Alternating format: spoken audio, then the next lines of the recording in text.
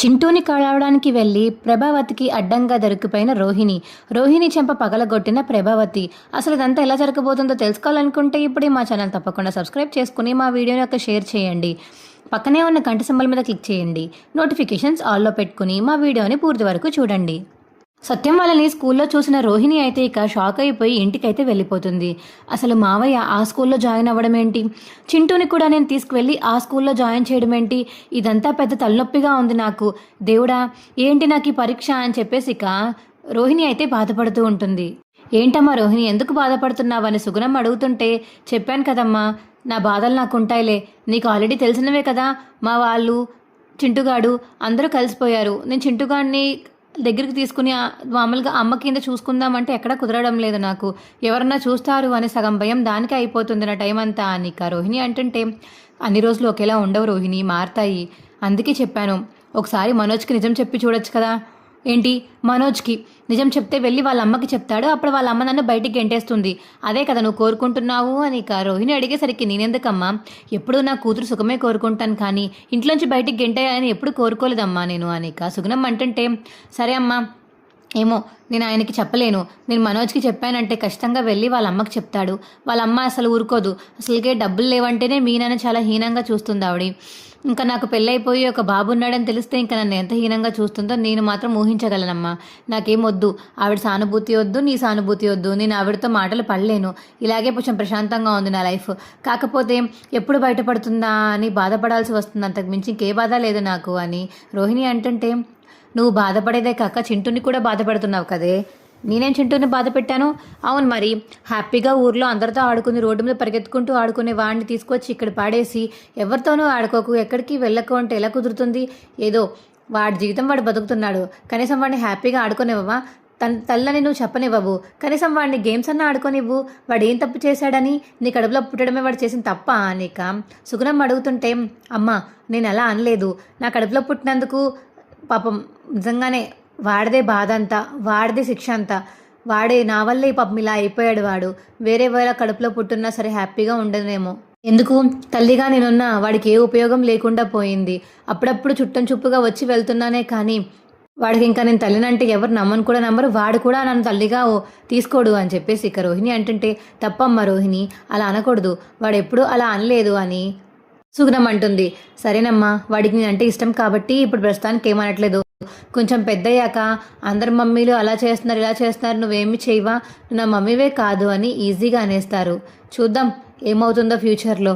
చింటూని ఆ ఇంటికి తీసుకెళ్లడం అన్నా జరగాలి, లేకపోతే మనోజ్ని అక్కడి నుంచి వాళ్ళందరి నుంచి దూరం చేయడం అన్నా జరగాలి, ఏదో ఒకటి జరగాలి అని చెప్పేసి ఇక రోహిణి అయితే సుగుణంతో అంటుంది. సర్లే, ఏదో ఒకటి జరుగుతుంది కానీ అదిగా టెన్షన్ పెట్టుకుని టెన్షన్ పడిపోకు, సరేనా?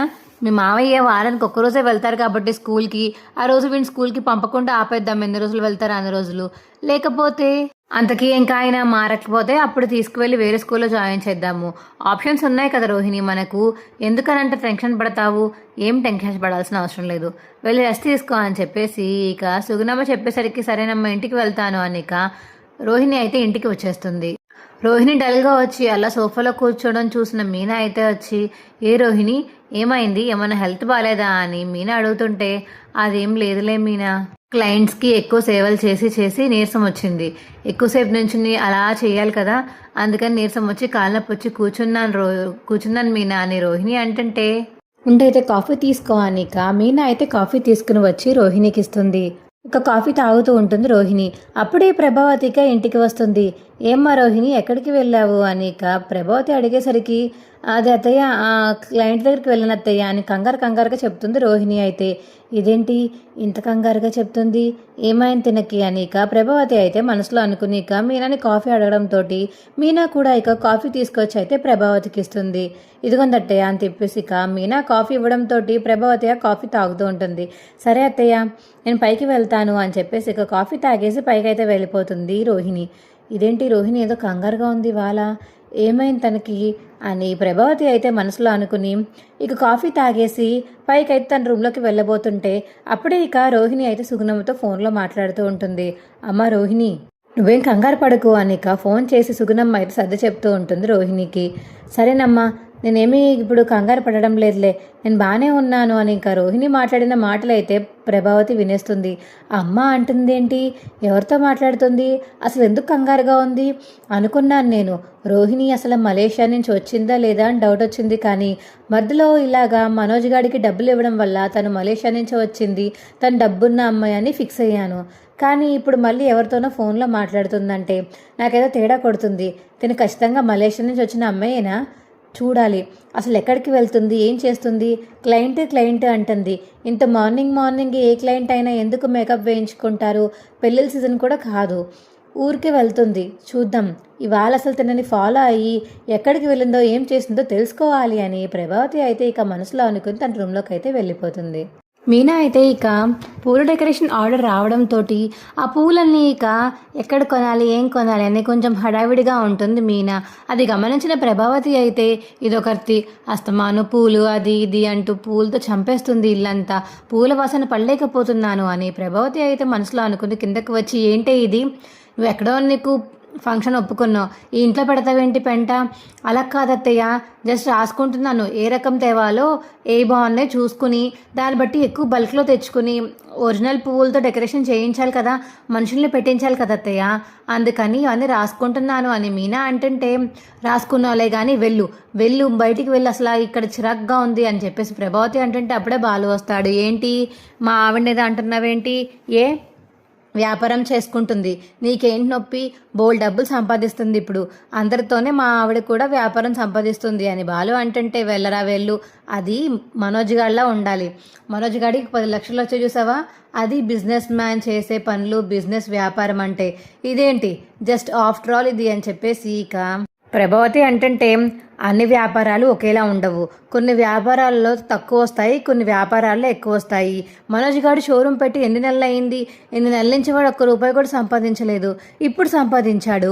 మీనా ఇప్పటికిప్పుడే స్టార్ట్ చేసింది, అప్పుడే మీనాకి ఎన్ని డబ్బులు వచ్చినాయి చూసావా, ఇలా చాలా డెకరేషన్లన్నీ ఒప్పుకుంటూ ఉంటే మీనాకి బోల్డ్ డబ్బులు మిగులుతాయి అని బాలు అంటుంటే చాలేరా మీ ఆవిడ కాబట్టి నువ్వు ఎంత కావాలితే అంత పొగుడుకో, నా దగ్గర కాదు నీ వేషాలు, అయినా ఈ చూడు ఎలా చేసిందో ఇల్లంతా అని ఇక ప్రభావతి అంటుంటే కాసేపే అని చెప్పింది కదా, కాసేపు ఉన్నాక అవి తీసేశాక అప్పుడు తన పని తను చేసుకుంటుంది, నీ పన్ను చేసుకుందు కానీ జస్ట్ ఆ పూలు శాంపుల్ కోసం తీసుకుంటాను అంతే, బల్క్లో తెప్పించాలంటే బోల్డ్ పడితే డెకరేషన్కి, నీకేం తెలుసు డెకరేషన్ గురించి, పూల మాలల గురించి, కనీసం నీకు మాలలు కట్టడం అన్నా వచ్చా అని ఇక బాలు అడిగేసరికి నాకు రాదు అని ప్రభావతి అంటుంది. అది పూల మాలలు కట్టలేని వాళ్ళు కూడా సలహాలు ఇచ్చేవాళ్ళే, చెయ్యొద్దు అని చెప్పేవాళ్ళే, ఏం కర్మో ఏంటో అని చెప్పేసి ఇక బాలు అంటుంటే ఛీ ఏంట్రా మీ ఆవిడని ఏదో చిన్న మాట అన్నందుకు నన్ను ఇప్పుడు ఇంతలా దొప్పుతున్నావా అని చెప్పేసి ఇక ప్రభావతి అంటుంటే నేనేం దెప్పుతులేదమ్మా, జస్ట్ చెప్తున్నాను అంతే, సర్లే మా మీనా మా పిన్న పని చేసుకుంటుంది, కావాలితే సాయం చేయి, లేకపోతే వెళ్ళాగో సోఫా అంతా ఖాళీ కదా సోఫాలో వెళ్ళి కూర్చో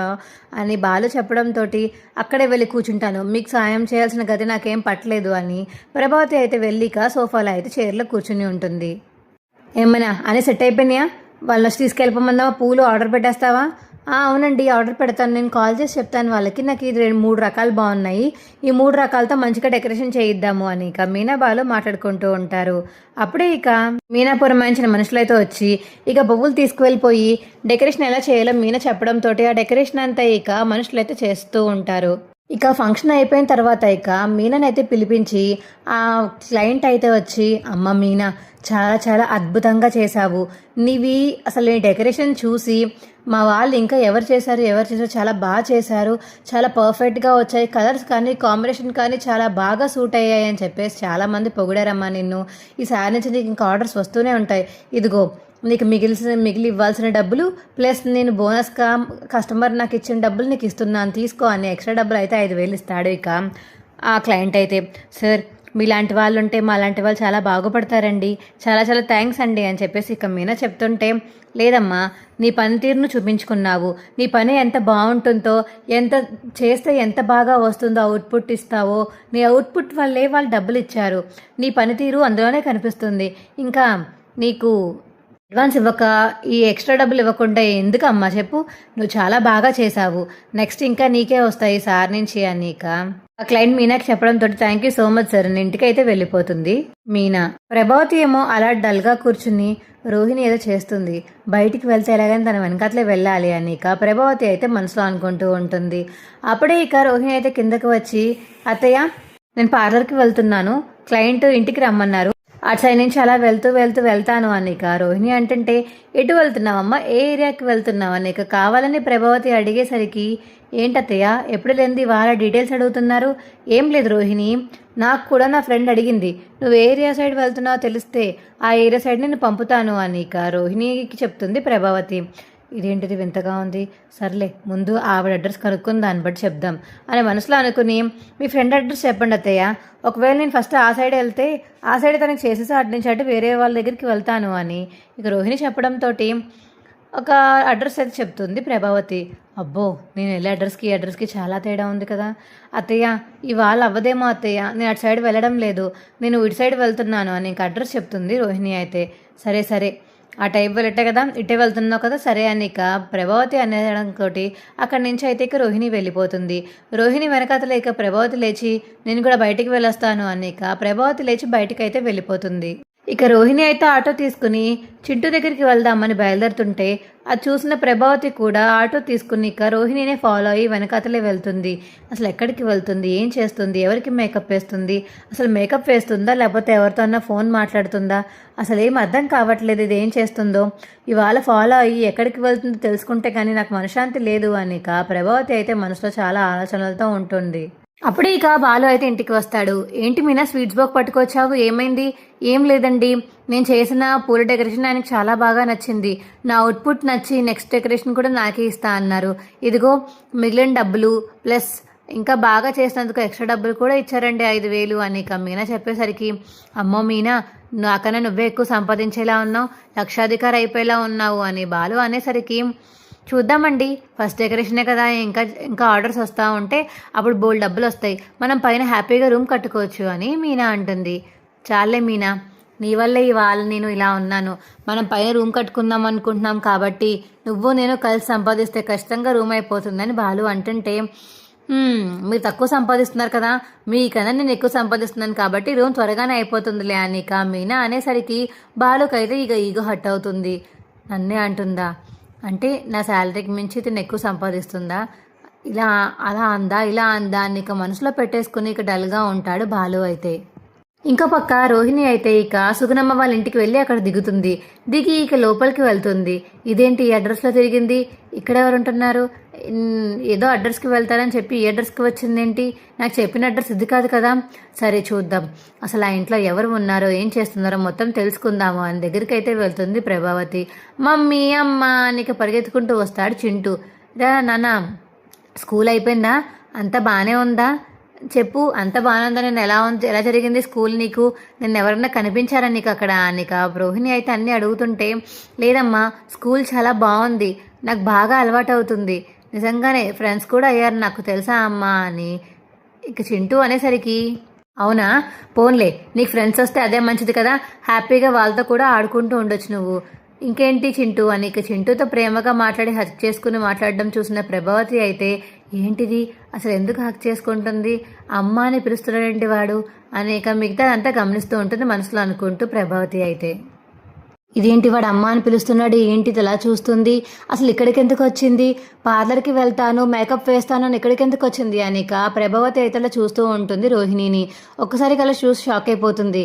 అమ్మా ఏంటమ్మా ఈ టైంలో ఇవి తీసుకొచ్చి పెడుతున్నా, వీడికి ఇవి మంచివి కాదు, వేరే ఫ్రూట్స్ ఏమన్నా ఉంటే పెట్టు వీడికి అనిక రోహిణి అయితే సుగుణమ్మతోటి చాలా చనువుగా ఉండడం చూసి అమ్మ అని పిలవడం చూసిన ప్రభావతి అయితే, ఓహో అంటే తిను మలేషియా నుంచి రాలేదన్నమాట, వీళ్ళ కూతురు అన్నమాట, అంటే చింటూ తిన కొడుక అని చెప్పేసి ఒక్కసారిగా షాక్ అయిపోతుంది ప్రభావతి.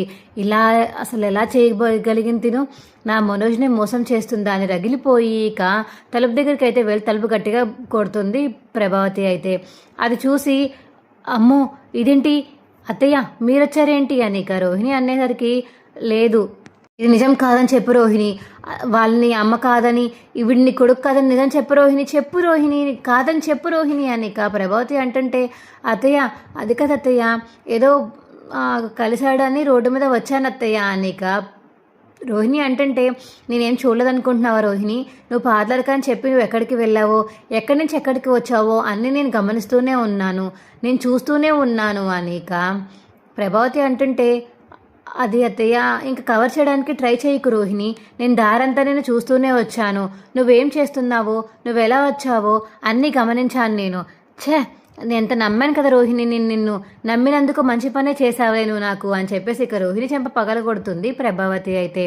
అత్తయ్య అలా కొడుతున్నారేంటి అత్తయ్య, కొట్టాలా ఇంకేమైనా చెయ్యాలా, ఇంత పెద్ద నిజాన్ని మా దగ్గర దాస్తావా, నీకు ఆల్రెడీ పెళ్ళయి కొడుకున్నాడని వాడు ఇక్కడే ఉంటున్నారని నువ్వు మలేషియా నుంచి రాలేదని ఇన్ని నిజాలు దాచి అబద్ధాలు ఆడి కావాలని మా వాడిని ప్రేమించి పెళ్లి చేసుకున్నావు. ఆ కామాక్షి చెప్పిన మాటలకి నేను కూడా నిన్ను నమ్మేసి పెళ్లికి ఒప్పేసుకున్నాను. మా మనోజ్ గడి జీవితాన్ని నేనే నా చేతులారా నాశనం చేసినట్టుంది అనిక ప్రభావతి అంటుంటే, అత్తయ్య నేను ఎప్పుడు మనోజ్ని మోసం చేయలేదు. ఏంటమ్మా నువ్వు చేసిందే మోసం, పెళ్లి చేసుకున్న టైంకి నువ్వు నిజం చెప్పకుండా మోసం చేశావు, పెళ్లి చేసుకున్నాక వీడి దగ్గరికి వచ్చి వీడితో నా హ్యాపీగా ప్రేమగా ఉంటున్నావు, ఇది మోసం కాదా? అసలు ఏమనాలి నిన్ను, అసలు నువ్వు ఆడదానివేనా?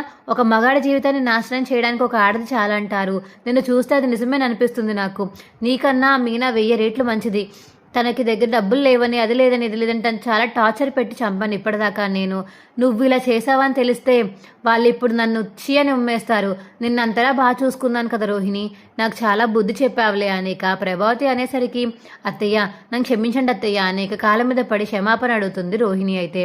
ఛీ, నేను క్షమించే ప్రసక్తే లేదు, నువ్వు అసలు మనిషివే కాదు, నీకు నాకు అసలు సంబంధమే లేదు అని ప్రభావతి అనేసరికి, అత్తయ్య అలా అనకండి అత్తయ్య, నాకు మనోజ్ అంటే చాలా ఇష్టం అని రోహిణి అనేసరికి, లేదు మనోజ్ గారితో నువ్వు మాట్లాడడానికి వీన్లేదు, నువ్వు మా ఇంటికి రావడానికి కూడా వీన్లేదు, నువ్వు ఇక్కడే ఉండు, అసలు రావడానికి వీన్లేదు అని ప్రభావతి అనేసరికి, అత్తయ్య ప్లీజ్ అత్తయ్య అని చెప్పేసి ఇక రోహిణి అంటుంది, లేదు నువ్వు మాట్లాడడానికి వీన్లేదు, రావడానికి వీన్లేదు, ఇంత పెద్ద నిజాన్ని దాస్తావా? ఇప్పుడు కానీ మనోజ్ గడికి తెలిసిందంటే నువ్వు నిజాలు దాచావని, వాడు అసలు నీతో కాపురం చేస్తాడని నువ్వు అనుకుంటున్నావా? వాడికి చాలా కోపం, ఏ నిజము దాయకూడదు, నువ్వు నీ నిజాలు దాచావని వాడికి తెలిసిందంటే మరో క్షణమే నేను ఇంట్లోంచి బయటికి గెంటేసి నీతో మాట్లాడడం మానేసి నీకు వెంటనే విడాకులు ఇస్తాడు, చెప్తాను, ఇంటికి వెళ్ళి వాడికి మొత్తం చెప్తాను అని ప్రభావతి వెళ్ళిపోతుంటే, అత్తయ్య ప్లీజ్ అని చెప్పేసి ఇక ప్రభావతి అయితే కాళ్ళు పట్టుకుని బతిమలాడుతుంది. లేదు రోహిణి, నువ్వెంత బతిమలాడినా నేను నీ విషయంలో మాత్రం కనికరం చూపేదే లేదు, ఇన్ని అబద్ధాలు ఆడిన వాళ్ళకి అసలు నేను కనికరమే చూపించను అని ఇక ప్రభావతి అనేసరికి అక్కడి నుంచి వెళ్ళిపోతుంది. అమ్మ ఏంటమ్మా నా జీవితం ఇలా అయిపోయింది అనిక రోహిణి బాధపడుతుంటే, ఊరుకోమ్మా ఊరుకో, కొన్ని రోజులు అయ్యాక వాళ్ళే వస్తారు, మనోజ్కి నువ్వు అంటే చాలా ఇష్టం కదా, మనోజ్ నీ మీద ప్రేమతో అయినా నీ దగ్గరికి దక్కించుకోవడానికి వస్తాడు, నువ్వు బాధపడకు రోహిణి అనిక సుగుణమ్మ అయితే రోహిణిని ఏడవద్దని చెప్తుంది. ఇక రోహిణి మాత్రం బాధపడుతూ ఉంటుంది. మా వీడియో మీకు ఎలా అనిపించిందో కింద కామెంట్ సెక్షన్లో తెలియచేయండి. మా వీడియో కనుక నచ్చితే మా వీడియోని లైక్ చేసి తప్పకుండా మా ఛానల్ సబ్స్క్రైబ్ చేసుకోండి. పక్కనే ఉన్న గంట సింబల్ మీద క్లిక్ చేసి నోటిఫికేషన్స్ ఆల్లో పెట్టుకోండి. అప్పుడే మేము చేసే వీడియోలు మీకు రోజు వస్తుంటాయి. ఈ కథ కల్పితం, కానీ ఈ కథ ఫ్యూచర్లో జరగబోతుంది, దానికి ఇంకా టైం పడుతుంది. Bye friends.